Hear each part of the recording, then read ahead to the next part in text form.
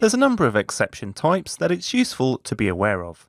First off, we have the exception and system exception types. The exception class represents execution errors that happen during the program's lifetime, and the system exception class is the base class for exceptions in the system exceptions namespace. You should not throw either of these exceptions yourself, and you should not catch these exceptions except in top-level exception handling blocks.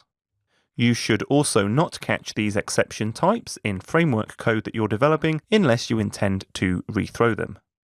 Next up, we have the invalid operation exception. This is thrown when the current state of the object is invalid for a specific method being called. You can throw an invalid operation exception yourself when your object is in an inappropriate state for a specific method being called. Next up, we have the argument exception, the argument null exception, and the argument out of range exception. The argument exception is thrown when a method argument is invalid. This argument exception class is also the base class for the argument null exception, which is thrown when a null is passed to a method argument and it cannot accept nulls. And the argument out of range exception is also derived from argument exception. This exception is thrown when a method argument is outside of an allowable range. For example, if you had a divide method on a calculator class and someone tried to pass 0, you could throw an argument out of range exception stating that 0 is not a valid value to divide by. You should prefer the most specific derived exception that meets your needs. So for example, you wouldn't throw an argument exception if you're trying to represent the fact that a null cannot be passed. When you're using the subclasses of the argument exception class, you should also ensure that the param name property is set. This property allows you to set the parameter name that caused the exception. Next, we have the null reference exception and the index out of range exception.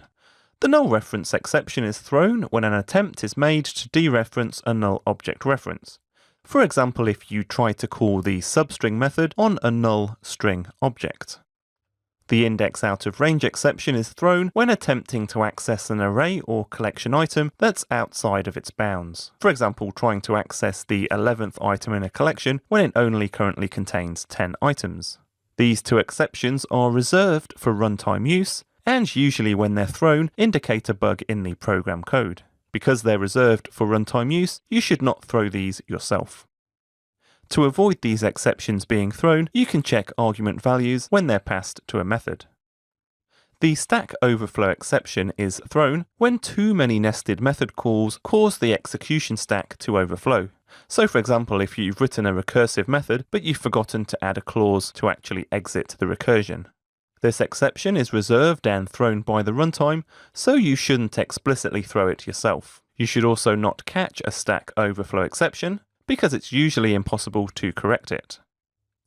An out-of-memory exception is thrown when there is not enough memory to continue executing the program. Once again, this is reserved and thrown by the runtime, so you shouldn't explicitly throw this yourself. The Microsoft documentation states, if you choose to handle the exception, you should include a catch block that calls the environment.failfast method to terminate your app and add an entry to the system event log.